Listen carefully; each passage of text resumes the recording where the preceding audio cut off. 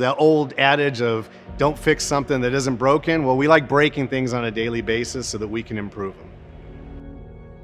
One of our core values is focusing on continuous improvement. We here at Phenix every day improve at least one, if not multiple processes. We provide a level of service through that search for perfection that you won't find in any other helmet company.